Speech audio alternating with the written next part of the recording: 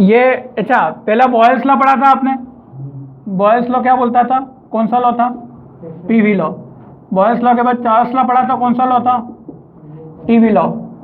अब गे लुसाक्स लॉ क्या बोल रहा है? पीटी। ठीक है, इसमें क्या कांस्टेंट था? इसमें टेम्परेचर और एन कांस्टेंट था। इसमें क्या कांस्टेंट था? प्रेशर और एन। इसमें क्या कांस्टेंट रहेगा? वॉल्यूम और एन। तो ये हो गया हमारा गे लुसाक लॉ। मतलब सिंपल सी भाषा में बात करें तो pressure is directly proportional to क्या होगा? टेम्परेचर। ठीक है, ये ठीक वैसी ही बात है कि अगर आपने ये गैसेस हैं, ठीक है, ये बैरोमीटर लगा हुआ है, अगर यहाँ पर टेम्परेचर आपका T1 है, ठीक है, तो प्रेशर कितना रहेगा? P1। फिर आपने क्या किया? टेम्परेचर को बढ़ा दिया। ठीक है, टेम्परेचर को बढ़ा दिया तो जो प्रेशर हो गया वो कितना हो गया? P2। और टेम्परेचर कितना हो गया? T2। ये चीज़ प्रेशर कुकर में लगती है। प्रेशर कुकर में जैसे जैसे टेम्परेचर बढ़ते जाता है वैसे वैसे प्रेशर क्या होते जाता है? बढ़ते जाता है। ठीक है, so ultimately pressure is directly proportional to क्या हुआ? टेम्परेचर। और प्रोपोर्शनलिटी का साइन हटता है तो एक नया कांस्टेंट आता है जिसको हम बोलते हैं K3। ठीक है, क्योंकि हमने कांस्टेंट के नाम अलग अलग रखे हैं, K1, K2, K3। ठीक है, ये K3 किसके ऊपर डिपेंड करेगा आप बताओ? V और N के ऊपर डिपेंड करेगा। ठीक है, तो इसका भी वही डेरिवेशन होगा जैसे K3 इज इक्वल टू क्या होगा? मान लेते हैं एक गैस P1 टेम्परेचर पे है, उस समय P1 प्रेशर पर है, उस समय टेम्परेचर कितना है? T1।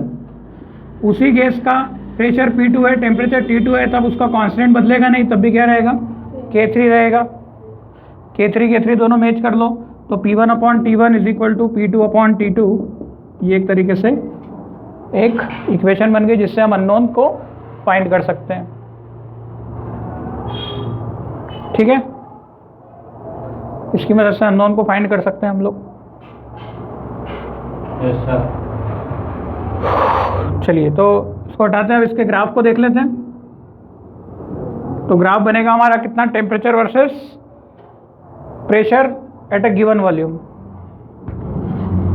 सब नोट कर लिया? सब कुछ आसान है। आगे भी अभी कुछ कुछ चीज़ें तो बहुत ही आसान है, न्यूमेरिकल वगैरह भी इसके आसान है। न्यूमेरिकल कल करेंगे हम लोग। आज लॉस देख लेते हैं सारे, कल न्यूमेरिकल का दिन। आज में से भी फिजिक्स का नया चैप्टर शुरू करेंगे। अभी मैथ्स को रोकते हैं, अभी फिजिक्स का चालू करेंगे हम, इलास्टिसिटी वाला चैप्टर। ठीक है, अब इसका जो ग्राफ दिया है आपको कुछ इस हिसाब से दिया हुआ है। ठीक है, V1, V2, V3, V4, where V4 is greater than V3 is greater than V2 is greater than V1। यहाँ पर आपने लिया है टेम्परेचर इन केल्विन और यहाँ पर लिया है आपने प्रेशर इन बार।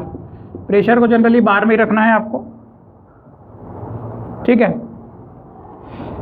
तो ये वाला पॉइंट है, यहाँ पर प्रेशर कितना हो रहा है? 0। प्रेशर 0 कब है? जब यहाँ पर टेम्परेचर इज इक्वल टू कितना लिया आपने? 0 केल्विन। 0 केल्विन मतलब कितना हो गया? -273। अब आपको याद रखना है कि इसके जितने भी क्वेश्चन है इस सभी में आपको डिग्री में काम नहीं करना है, सबको किस में रखना है? अब आपको केल्विन में ही करना है। ठीक है, तो ये क्लियर हो गया। इसी को एब्सोल्यूट 0 कहा गया था। ठीक है, तो आपके पास एक्चुअली अब केल्विन स्केल होती है और एक इसी को एब्सोल्यूट स्केल भी कहते हैं। आप एनसीईआरटी पढ़ोगे तो वो बोल रहा है कि इसको एब्सोल्यूट स्केल कहते हैं। मतलब जो केल्विन वाला रहता है ना, मतलब 0 केल्विन वाला, तो केल्विन में आपको चीज़ें कन्वर्ट करनी पड़ेगी। डिग्री में क्वेश्चन ही आपको सॉल्व करना है। तो अब उतना तो कोई आप पढ़ोगे तो समझ आ जाएगा, थ्योरी का पार्ट है, हमें बस केल्विन में चीज़ें जो है वैल्यूज पुट करनी है। इसके 1-2 ग्राफ और हैं। ये प्रेशर वर्सेस टेम्परेचर का ग्राफ, ये तो नॉर्मल ग्राफ हुआ है ना, ये नॉर्मल ग्राफ हुआ। आधे रास्ते से क्यों चालू हुआ? क्योंकि हो सकता है कुछ इनिशियल टेम्परेचर, जरूरी नहीं कि 0 पे हो, कुछ बीच में कुछ और भी हो सकता है। ठीक है, तो इसीलिए उसको यहाँ से भी ले सकते हो, मतलब आप सिंपल सा ऐसा ग्राफ बनाना है तो ये भी बना सकते हो, कोई दिक्कत नहीं है। नहीं सर, अगर हमें जीरो नहीं लेना हमको तो कुछ भी ले लो, वो कोई फर्क, या फिर टेम्परेचर वो तो डिपेंड करेगा ना भाई, वो तो डिपेंड करेगा। मैंने आपको इनिशियली वैल्यू दी कि भाई टेम्परेचर जब जीरो था तब प्रेशर आपका 2 atm है, तो सबके ग्राफ अलग अलग हो सकते हैं ना, वो तो डिवाइड मतलब गैसेस पे डिपेंड करेगा, ठीक है। बाकी नेचर ऐसे ही आएगा, नेचर ऐसे ही आएगा बढ़ते बढ़ते कि टेम्परेचर बढ़ेगा प्रेशर बढ़ेगा, बढ़ेगा ये बढ़ेगा ये बढ़ेगा ये बढ़ेगा ये बढ़ेगा ये बढ़ेगा, ठीक है। बुक में ये दिया हुआ है, बाकी आप ये वाला भी बना सकते हो, ठीक है। हाँ सेम ही है, इसको आइसो कोर्स बोलते हैं। ऐसी लाइन जिसमें वॉल्यूम सेम रहता है इसको क्या बोलते हैं? Iso course. ये सिंगल लाइन का है, मतलब सिंगल केवल क्या बताता है वेरिएशन, ठीक है। मतलब ये प्रेशर वर्सेस टेम्परेचर का ग्राफ हो गया जो कि बताता है कि बढ़ते हुए क्रम में है। अब उस लाइन की लाइन डिपेंड करता है कहाँ से क्या हो रहा है, आप कैसा भी बनाओगे सही माना जाएगा वो। दूसरा ये वाला, ये P/T वर्सेस T का ग्राफ, ये वाला भी वही रहेगा, P/T वर्सेस P का ग्राफ।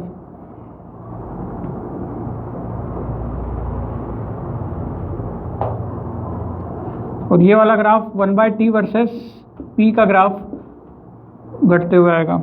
खुद दिमाग लगा के भी बना लोगे ये तो आप, हाँ इन्वर्सली वगैरह का अगर आप ग्राफ का दिमाग लगाओगे तो बन जाएगा, जो कि अब इसके ऊपर ज़्यादा दिमाग नहीं खराब कर रहा हूँ मैं। तुम सोचोगे वैल्यू पुट कर करके कि प्रेशर बढ़ाओगे, प्रेशर अपॉन टेम्परेचर की वैल्यू तो कांस्टेंट मिलेगी, pressure upon temperature versus temperature constant मिलेगा ग्राफ, ठीक है। ये कॉम्पिटिटिव लेवल पे आते हैं, एनसीईआरटी ने इतने ग्राफ नहीं दिए हैं, पर जेई वगैरह के हिसाब से कभी आ जाते हैं तो थोड़ा बहुत तुम्हें ध्यान रहे, ठीक है। तो इसके ऊपर फिर इसके न्यूमेरिकल्स होते हैं। यहाँ पर गेल-लुसाक्स लॉ जो था इसकी ABCD समाप्त हो जाती है। गेल-लुसाक्स लॉ के बाद नेक्स्ट जो लॉ होता है that is Avogadro law.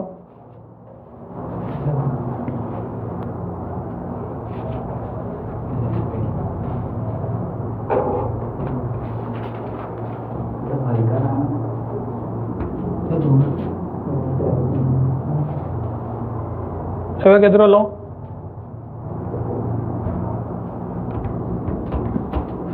Avogadro तो आपको पता ही है, आप नाम पहली बार तो नहीं सुन रहे उसको। एवोगैड्रो स्पेलिंग हो तो गलत हो तो सही कर लेना, ठीक है। तो एवोगैड्रोस लॉ नेक्स्ट लॉ है, बड़ा आसान सा लॉ है ये भी, ठीक है। तो 3 लॉ तो हमारे हो गए जो कि डायरेक्टली प्रोपोर्शनल के इस टाइप से है। अब ये जो चौथा लॉ जो हम पढ़ने जा रहे हैं ये वॉल्यूम और नंबर ऑफ मोल्स को रिलेट करता है। किसको रिलेट करता है? वॉल्यूम और नंबर ऑफ मोल्स को। मतलब एवोगैड्रो लॉ जो हम पढ़ने जा रहे हैं ये किसको रिलेट करेगा? वॉल्यूम और नंबर ऑफ मोल्स को रिलेट करेगा। मतलब इसमें प्रेशर और टेम्परेचर क्या रहेंगे? कांस्टेंट। ठीक है, आपने ये सब शॉर्ट में नोट कर लिया होगा। चलो इसका स्टेटमेंट लिख लो। At a constant pressure and temperature, at a constant pressure and temperature, equal volume of all gases contains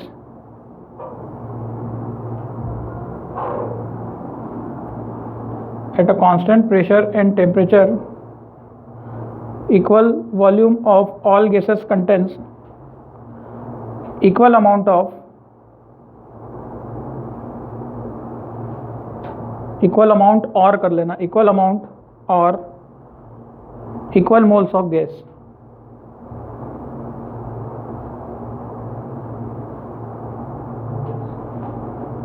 At a constant pressure and temperature, equal volume of all gas contains equal amount और equal moles of gas।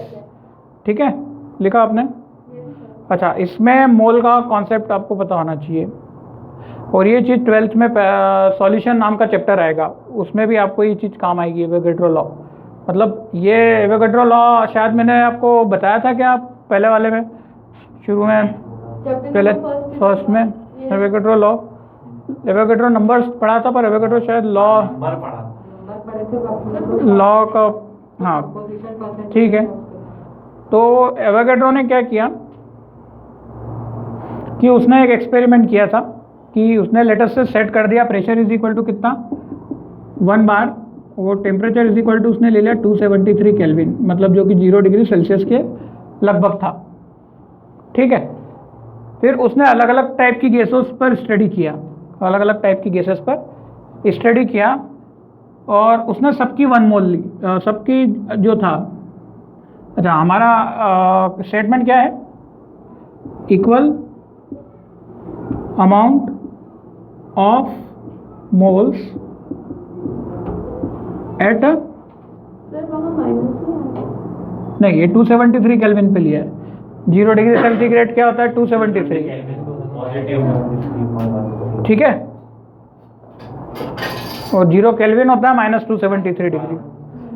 तो equal amount of जो था, equal amount of आप gases बोल लो, equal amount of volume of all gases contain equal number of gases, equal amount of volume लिख लेते हैं। इक्वल अमाउंट ऑफ वॉल्यूम किसके बराबर रहेगा हमेशा?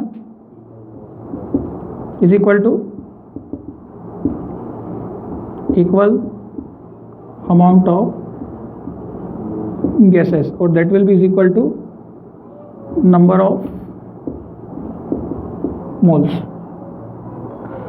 इसका मतलब ये है, अच्छा आपको पता है कि 1 लीटर में कितने मोल होते हैं?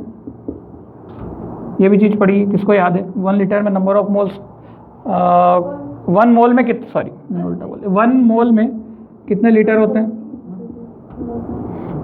1 mole of any gas equal to how much litre? ये भी चीज़ हमने करी थी, 22.4 लीटर।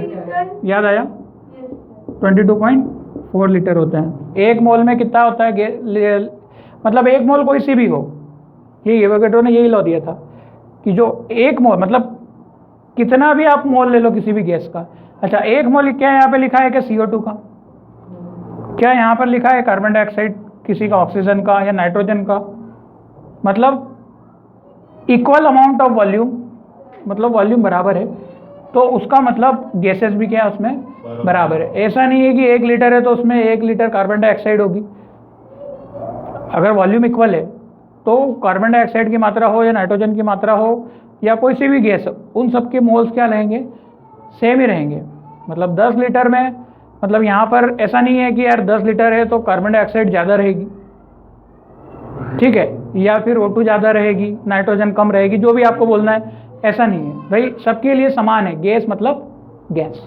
ठीक है। तो अगर 1 मोल पे मान लो कितना है? 22.4 लीटर। तो अगर ये CO2 का है फॉर एग्जांपल, मान लेते हैं किसका है? CO2 का। तो ये सेम चीज़ नाइट्रोजन का भी होगा, ऑक्सीजन का भी होगा और जो भी रेस्ट ऑफ ऑल गैसेस का भी होगा। रेस्ट ऑफ ऑल गैसेस का भी यही हाल होगा। 1 मोल का 22.4 22.4 लीटर। क्लियर है? तो 2 मोल पे कितनी चीज़ हो जाएगी? 22.4 इंटू 2 लीटर, मतलब किसी की चीज़ के 2 मोल्स है तो कितने हो जाएंगे?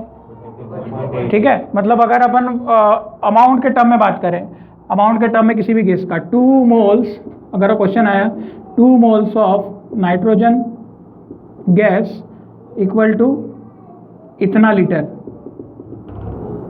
तो क्या लिखोगे?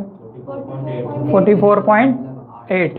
ठीक है। यहाँ पर आपको ऑब्जेक्टिव में कुछ भी जो भी मिलेगा आपको, या 44.8 आपको टिक करना था। ठीक है। तो हाँ, इससे मिलता जुलता मोल्स। अच्छा, मोल्स आप निकाल लोगे, मोल्स निकाल लोगे। इसके न्यूमेरिकल जब हम करेंगे तब बात कर लेंगे। मोल्स निकालते आपको आता है? गिवन मोल हाँ, एन का फॉर्मूला क्या होता है? Given mass upon molecular mass. ठीक है। ये एन कोई नंबर ऑफ मोल्स कहते हैं कि मास कितना आपसे पूछा है। गिवन मास मतलब आपको कितने का पूछा है और उसका मोलर मास कितना है, दोनों को क्या कर दीजिए आप, डिवाइड कर लीजिए तो नंबर ऑफ मोल्स आ जाएगा। ठीक है। तो ये चीज़ तो हम लोग पढ़ चुके थे काफ़ी पहले। तो इसी को क्या बोलते हैं हमारे लॉ को? एवोगैड्रो लॉ कहते हैं। हाँ, आप इससे बहुत सारे क्वेश्चंस बना सकते हो। मतलब एवोगैड्रो लॉ ने सीधे सीधे क्या बताया था कि volume is directly proportional to n. इसने अब क्या बताया था? अभी तक हम क्या बोल रहे थे कि एन किसी भी चीज़ में क्या था, मतलब एन को हमेशा क्या रख रहे थे हम लोग? कांस्टेंट, पर एवोगैड्रो ने क्या किया है, एन को कांस्टेंट, इसमें एक एक बार सबको वेरी किया हुआ है, इसने एन को वेरी किया, मतलब volume is directly proportional to क्या होगा, हाँ मतलब सारी पॉसिबिलिटीज हो रही है, मतलब वो जो शुरुआत के 3 लॉ थे वहां तक एन क्या था, कांस्टेंट था। खैर अब वो कुछ लॉ नहीं बना, मतलब कांस्टेंट वांस्टेंट नहीं, आपको मानना है कि सबके लिए कुछ ना कुछ एक ना एक चेंजेस है, मतलब नंबर ऑफ मोल्स बढ़ेंगे, एन बढ़ेगा तो वॉल्यूम भी क्या होगा, बढ़ेगा। ठीक है, तो क्या आप देख सकते हो 1 मोल के लिए अगर कितना बन रहा है 22.4 लीटर, तो 2 मोल्स के लिए कितना हो जाएगा 22.4 इंटू 2 लीटर्स, 3 मोल्स के लिए उस हिसाब से बढ़ेगा। ठीक है, तो इस हिसाब से 0.5 0.3 किसी का भी पूछ सकते हैं, अगर आपको मोल पता है तो ये मोल भाव कर सकते हो आप। ठीक है, अच्छा V is equal to K4 into N,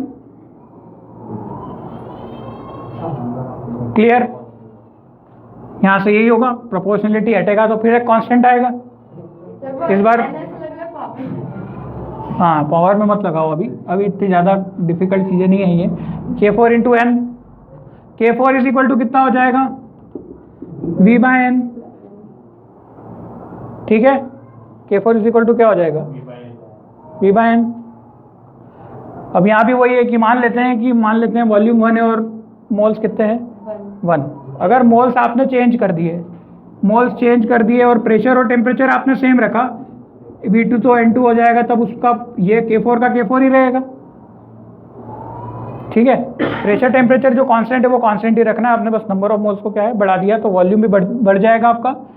K4 equation 1 और इक्वेशन 2 से बराबर आ रहा है, मतलब V1 upon N1 is equal to V2 upon N2, तो ये एक टाइप से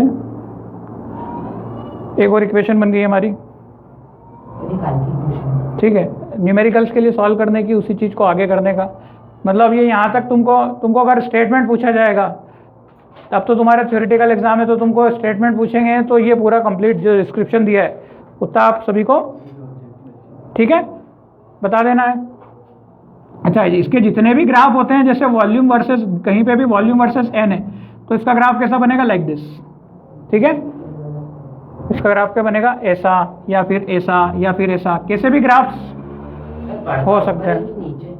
यहाँ पता चल रहा है ना, एन बढ़ रहा है तो ये क्या हो रहा है, ये वैल्यू क्या हुई, बढ़ रही है ना, ये इधर भी बढ़ रहा है, एन बढ़ रहा है, तो ये वी भी क्या हो रहा है, बढ़ रहा है इधर। ठीक है, तो ग्राफ का ऐसा जा रहा है, घटते हुए ग्राफ को ऐसा बोलते हैं कि ये क्या है, यहाँ पर ये वैल्यू 1 है तो इतना सबसे बड़ी वैल्यू, फिर ये वैल्यू यहाँ पर थोड़ी बड़ी तो ये घट गई, ये वैल्यू बड़ी, इधर बढ़ रहा है ना, इधर क्या है, घट रहा है। ठीक है, तो ये ग्राफ है। अच्छा, इसको वॉल्यूम को मैंने बता दिया, कभी भी 0 से स्टार्ट नहीं करते हैं, क्योंकि 0 वॉल्यूम होता नहीं है ना, क्योंकि रिपेल कर जाता है, इसीलिए इसके जितने भी ग्राफ है वो जनरली होता है, पर ऐसा माना जाता है कि वो कितने पे होता है, -273 बताया था मैंने, -273 सेंटीग्रेड या 0 डिग्री केल्विन, 0 केल्विन पर होता था। ठीक है, इसी को एब्सोल्यूट 0 बोलते थे, कि जब वॉल्यूम कितना हो जाए, 0 हो जाए, जो कि प्रैक्टिकली पॉसिबल नहीं, कभी भी वॉल्यूम 0 नहीं हो सकता है।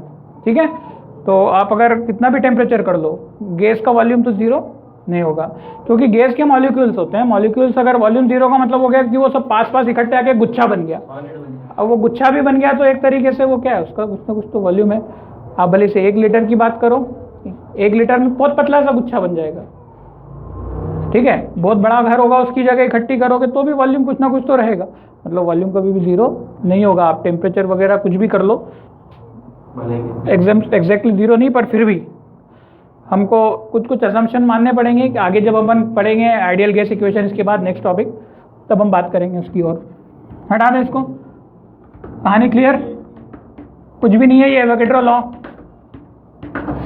इसके जो भी वर्ड प्रॉब्लम्स आते हैं वो अपन एनसीईआरटी से लेंगे, छोटा सा और डेरिवेशन है इसका। ठीक है, अच्छा सभी डेरिवेशन में है ना, अब मुझे बताओ volume is proportional to n है, इसी के एवोगैड्रो लॉ में वॉल्यूम एन के प्रोपोर्शनल है। ठीक है, तो इसका मास से क्या रिलेशन होगा, जैसे n इज इक्वल टू क्या होता है, given mass upon molar mass लिख सकते हैं।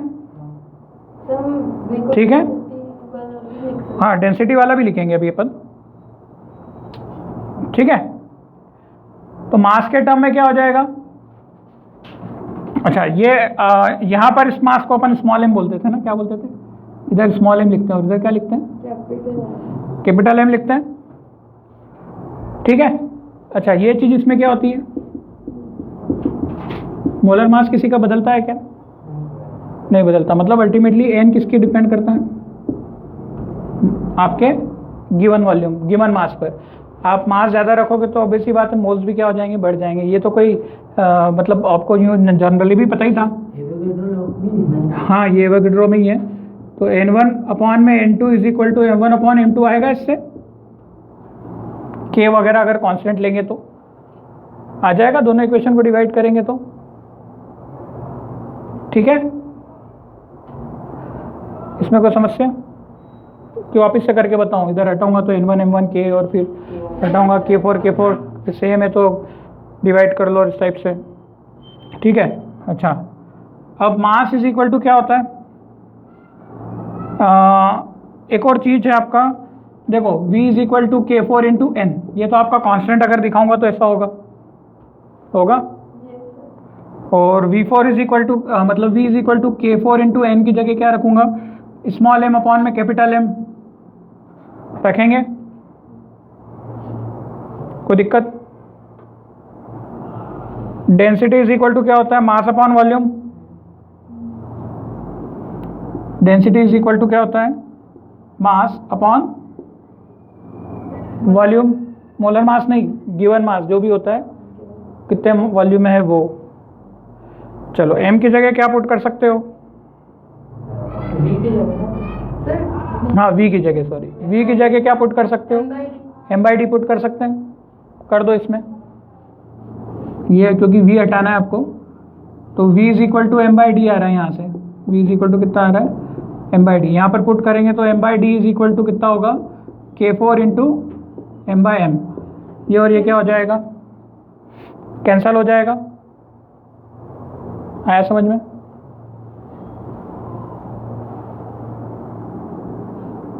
m को इधर भेजा और k4 into d, m is equal to k4 into d. k तो कांस्टेंट है, मतलब मास डायरेक्टली प्रोपोर्शनल टू किसके बन रहा है? डेंसिटी के, ठीक है। ये भी किस पे है? सब चीजें किस पे हो रही है हमेशा? At constant pressure and temperature. Clear?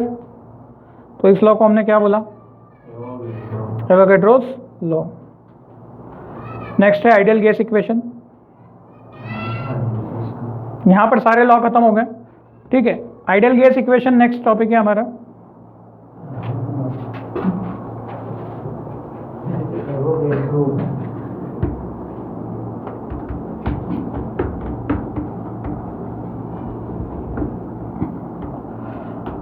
Ideal gas equation,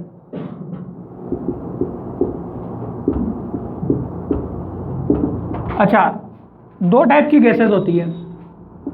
एक होती है रियल गैस और दूसरी होती है आइडियल गैस। नहीं, वो इनर्ट विनर्ट छोड़ो, मतलब gas in terms of loss, है ना। जैसे मैंने बोला what do mean by ideal बच्चा? आइडियल बच्चे का क्या मतलब है? आइडियल बच्चे का मतलब क्या है? बोले टाइम से उठे, टाइम से पढ़ाई करे, स्पोर्ट्स भी खेल ले, गेम भी खेल ले, है ना, सबका आदर सत्कार भी करे, ठीक है, और बहुत अच्छा भी खेले। तो सब कुछ पॉसिबल है क्या? ऐसा बच्चा कहाँ ढूंढोगे? मतलब उसके सारे गुण 32 पूरे के पूरे अच्छे जो हो, कुंडलियाँ अच्छी हो, सब कुछ बढ़िया हो, है ना, उसका ज्योतिष वगैरह सब अच्छा, जो तुम मनगढ़ंत जो भी देना चाहते हो तुम वो सब दे सकते हो कि हाँ मैं आइडियल इसको मानता हूँ। एक आइडियल बच्चा ऐसा होता है जो कि प्रैक्टिकल में होता नहीं है, तो ठीक है, वो they are not the person, है ना, दे आर गॉड। हमें भगवान को कंपेयर नहीं करना है यहाँ से, ठीक है। गॉड में भी आइडियल, वो सब चीज़ों से विरक्त है। हम भगवान की यहाँ पर चर्चा नहीं कर रहे हैं, बट केवल आइडियल बच्चे की बात कर रहे हैं, एज ए स्टूडेंट की बात कर रहे हैं। तो स्टूडेंट क्या होता है? चमत्कारिक है, वो अपने आप में चमत्कार करता रहता है, ठीक है ना। मतलब उसके पास मस्तियों का भंडार भरा हुआ है, कभी वो सीधा बैठता नहीं है, कभी कुछ भी किए भी, तो आइडियल कहाँ से होगा वो? ठीक है, उसमें कुछ ना कुछ गड़बड़ करने की क्षमता है, शक्ति है। तो गैसेस को जब लॉज दिए गए थे, तो ऐसे लॉ कि भाई सबने, तुमने लॉ तो बना दिए 4-4 लोगों ने मिलके, ठीक है, पर ये भी तो बताओ क्या तुम उस चीज़ को फॉलो करते हो कि नहीं। जैसे हमारे जब बहुत सारे जो मिलते हैं प्रवचन हम सुनने जाते हैं, तुमने सुन तो लिया सब, क्या तुम उसको फॉलो कर रहे हो? हम उससे फॉलो नहीं करते हैं, ठीक है, बट सुन लिया। फॉर एग्जाम्पल जैसे जनरल बता रहा हूँ, our parents are listening it, but are they following it? No, but sometimes they just motivate you. You feel a good power inside you कि हाँ ठीक है, हम उसको अब आगे से करेंगे। बट इसी चीज़ से कुछ दो टाइप की गैसेस मिलती है। जितनी भी गैसेस होती है वो सब कैसी गैसेस होती हैं? रियल। मतलब रियल गैसेस क्या होती हैं? प्रैक्टिकली। ये गैसेस क्या होती है? प्रैक्टिकली। ये वो गैसेस होती है जो do not follow real gas equation. ये रियल गैस इक्वेशन को फॉलो नहीं करेगी। अभी मैं बताऊंगा, सॉरी, आइडियल गैस इक्वेशन। कौन सी? Ideal gas equation. ऑब्वियस ही बात है भैया, जो बच्चा आइडियल गैस इक्वेशन को फॉलो नहीं करेगी तो किसी चीज़ को, इसीलिए तो रियल हो गई वो, ठीक है। तो मतलब ऑब्वियस ही बात है, उसको कोई ज़्यादा कुछ वो नहीं करना है। और आइडियल गैस कौन सी होगी? जो कि क्या करेगी? फॉलो करेगी, नन्ना मुन्ना बच्चा, ठीक है, फॉलोज आइडियल गैस इक्वेशन, ठीक है। ये सारी लॉस को फॉलो करेगी, इसको कोई मतलब नहीं है किसी से। ऐसी कोई गैसेस एग्जिस्ट होती ही नहीं है। मतलब ये सारी लॉ, आइडियल गैस सारे लॉस को फॉलो करती है। Ideal gas equation as well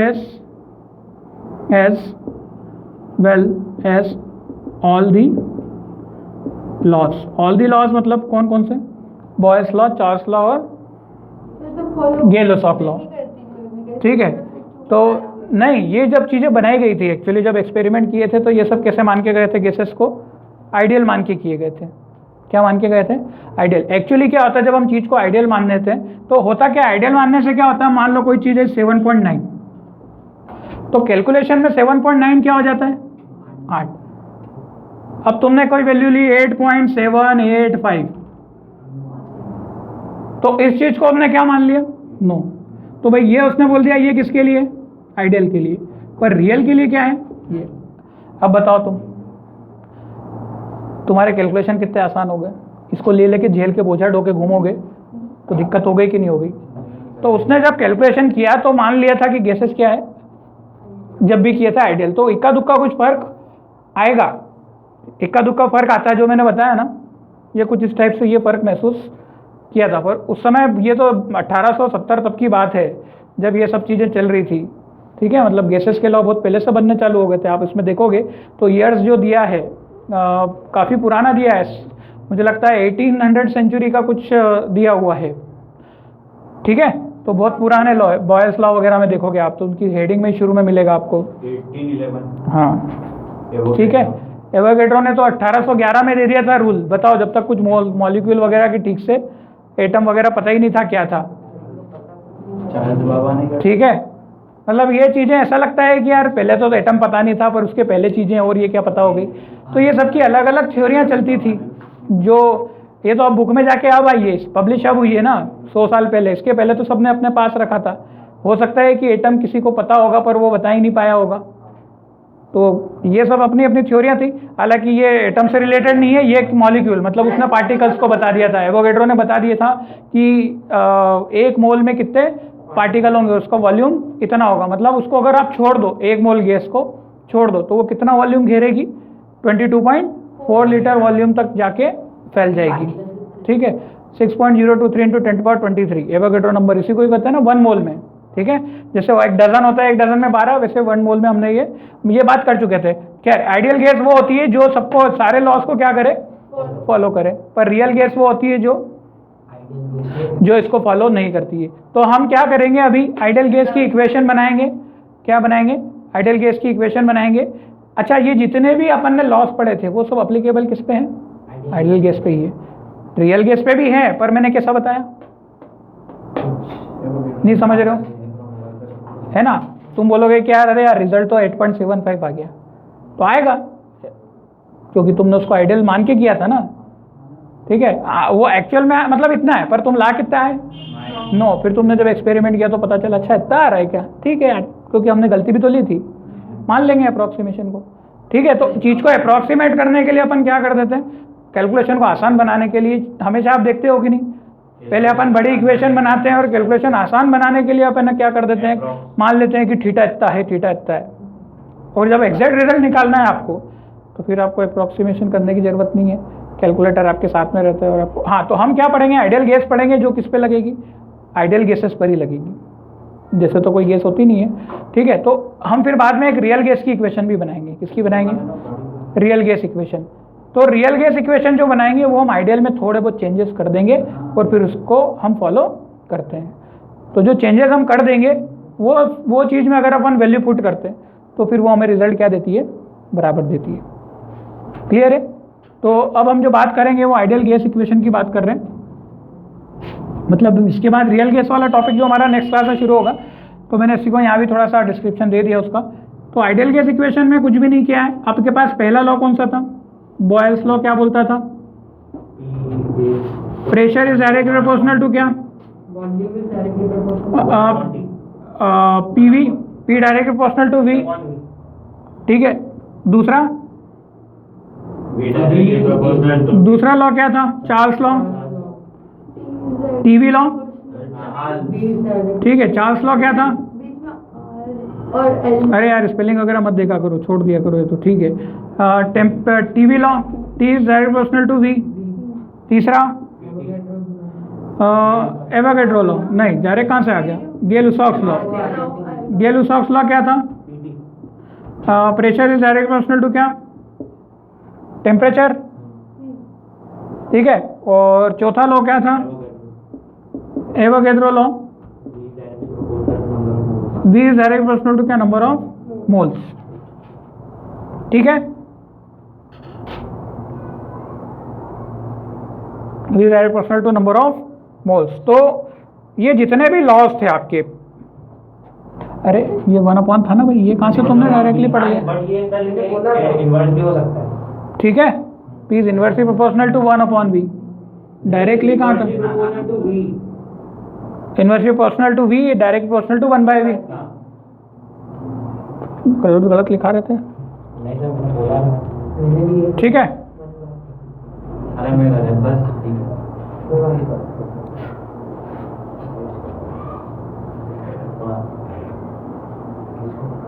तो अच्छा, जो एक पॉइंट लिख सकते हो तुम, if we imagine that there is no intermolecular force of attraction, if we, शुरू में यहाँ पे, if we imagine that there is no intermolecular force of attraction, IMF, intermolecular force of attraction को शॉर्ट में क्या लिखा है अपन ने, IMF। if we imagine that there is no IMF between molecules of gases, मतलब यहीं से शुरुआत हो गई किसकी, assumption की, कि अगर हम मानते हैं कि गैसेस के बीच में क्या है, इंटरमोलिकुलर फोर्स ऑफ अट्रैक्शन अब नहीं है।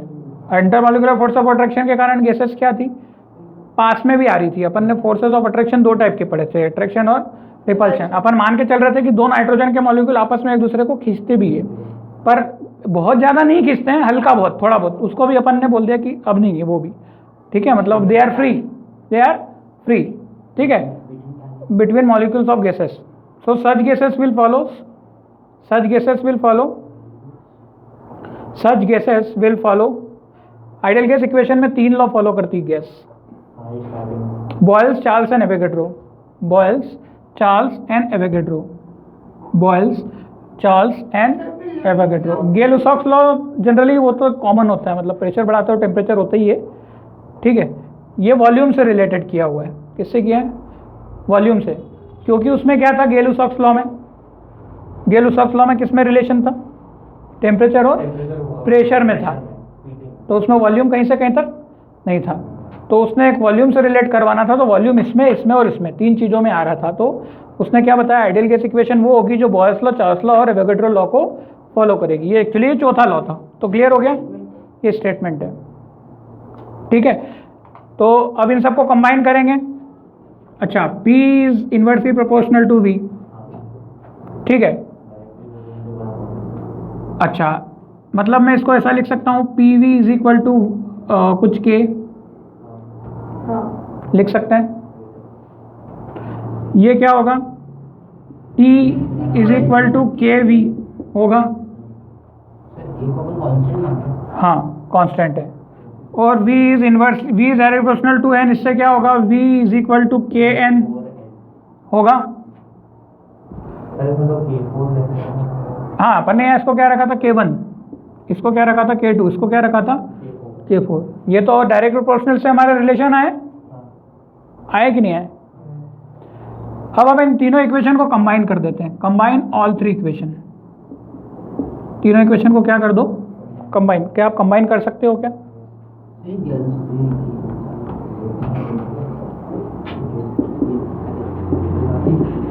कंबाइन ऑल थ्री इक्वेशन, इन तीनों इक्वेशन को क्या है, कंबाइन कर दो।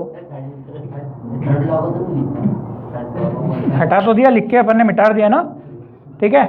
मैंने बताया कि जो गैसेस है वो कौन सी होती है, आइडियल गैस वो होती है ना, ठीक है। कंबाइन ऑल थ्री इक्वेशन, इन तीनों को कंबाइन किया तो क्या हो गया, अच्छा क्या रख सकते हैं, v की जगह क्या रख सकते हैं, k1/p रख सकते हैं यहाँ पर। तो t इज इक्वल टू, अच्छा v इज इक्वल टू क्या आ रहा है, जैसे v इज इक्वल टू आ रहा है k1/p, वो v यहाँ रख दो, तो t इज इक्वल टू कितना होगा, k2 इंटू v की जगह आपने रखा कितना, k1/p,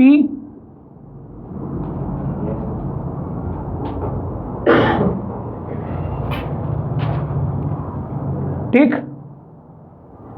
और सबको वॉल्यूम का इक्वेट कर लो, पहले वॉल्यूम को ले लो, ये वॉल्यूम इसके बराबर क्या होगा, इसको वॉल्यूम के बराबर, ये वॉल्यूम इसका, सुनो, हाँ वॉल्यूम कॉमन लेके कर लो, इसका वॉल्यूम हो जाएगा T/K2 और इसका वॉल्यूम कितना है, K4 इंटू n है, ठीक है। नहीं समझे, एक इक्वेशन तो ये है वॉल्यूम की, एक वॉल्यूम की ये, और तीसरी इक्वेशन ये, ठीक। मतलब आप नंबरिंग में चेंज कर दो इसको, तो 1 2 और ये 3, इन तीनों को क्या करना है, कंबाइन करना है। मतलब अल्टीमेटली यहाँ से क्या डिपेंड कर रहा है, देखो वॉल्यूम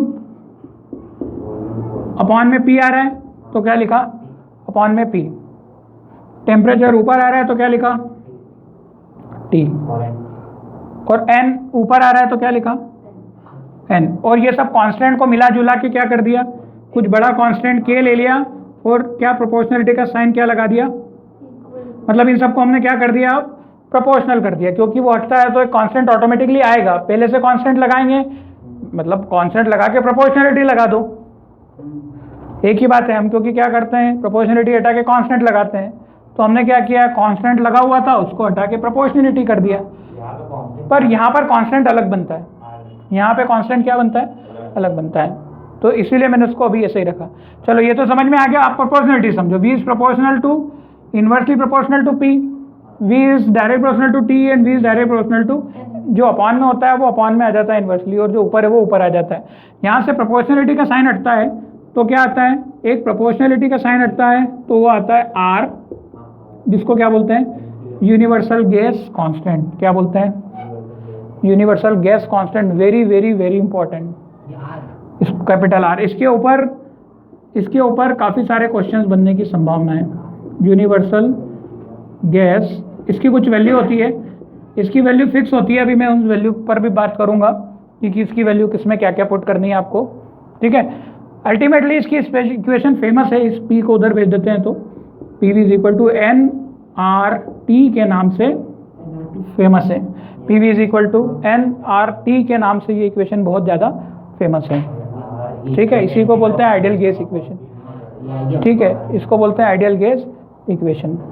तो ये इन सभी चीज़ों को जो मैंने बताया एक एक एक एक करके क्या कर सकते हो आप, जोड़ दो, और आखिरी में ये जो इसको आइडियल गैस इक्वेशन बोलते हैं, it is itself very important, क्योंकि इसमें फिर भी अप्रॉक्सीमेशन करके रियल गैस इक्वेशन बनाई थी, वो इतना ज़्यादा इंपॉर्टेंट नहीं रखती जितना आइडियल गैस इक्वेशन करती। एक्चुअली में क्या होता है, क्योंकि हम न्यूमेरिकली खुद इससे करते हैं, ठीक है। तो R की चर्चा हम लोग करेंगे, ठीक है, R की चर्चा तो हम लोग करेंगे, ठीक है।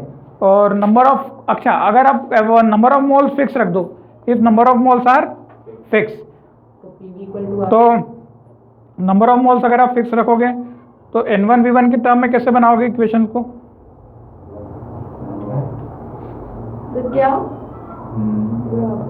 नंबर ऑफ मोल्स क्या रख दिया आपने, फिक्स कर दिए। इफ नंबर ऑफ मोल्स वो क्या है, फिक्स है, मतलब n क्या है, फिक्स है, तो n को n1 n2 थोड़ी लोगे आप, ठीक है। तब क्या रखोगे, n तो कांस्टेंट हो जाएगा जैसा r है, मतलब जो इक्वेशन क्या बनेगी, ये अगर 1 1 1 लेंगे तो ये r और n पूरा क्या हो जाएगा अपने आप में, कांस्टेंट हो जाएगा, ठीक है। तो 1 के हिसाब से इक्वेशन बनेगी P1 V1 is equal to T1, चलो कांस्टेंट को K ले लो, और P2 V2 is equal to क्या, K T2, दोनों को डिवाइड करो तो क्या बन जाएगी इक्वेशन, बन जाएगी K से K क्या हो जाएगा, कैंसिल हो जाएगा। अब इस इक्वेशन को जैसा रूप धारण करवाना हो करवा लो, इधर क्रॉस उधर क्रॉस, ये वो, मैं इसमें ज़्यादा नहीं करना चाहता। अब क्यों तुम बोलोगे सर ये कहाँ से आया वो कहाँ से आया, तो गणित है भाई, कैसे भी कर सकते हो अब आप, ठीक है। यहाँ तक मैंने रोक दिया P1 V1 अपॉन में, मतलब अब तुम अगर बहुत से बहुत इसको ऐसा है, एक तरफ एक P1 की टीम बन जाती है, P1 V1 T1 is equal to P2 V2 T2, एक तरफ 1 की टीम एक तरफ 2 की टीम, ठीक है। तो ये न्यूमेरिकल्स के लिए भी बहुत काम आता है, जब प्रेशर वॉल्यूम और टेम्परेचर तीनों में आपको रिलेशन निकालने होते हैं, कुछ तीनों दे रखी होती है, तो अब इससे क्या अननोन्स निकाल सकते हो, ठीक है। 6 चीज़ें, 6 में से 3 देंगे, सॉरी 5 देंगे, और छठा तुमको निकालना रहेगा, ठीक है। इस टाइप से क्वेश्चन बनेगा, वो बोल देगा कि ये प्रेशर पे ये वॉल्यूम था, ये टेम्परेचर था, बताओ कि प्रेशर क्या होगा अगर वॉल्यूम और टेम्परेचर ये हो गया तो, ठीक है। हाँ, ये 4 चीज़ों पे ही अपना सॉरल लॉ चलते हैं, ठीक है।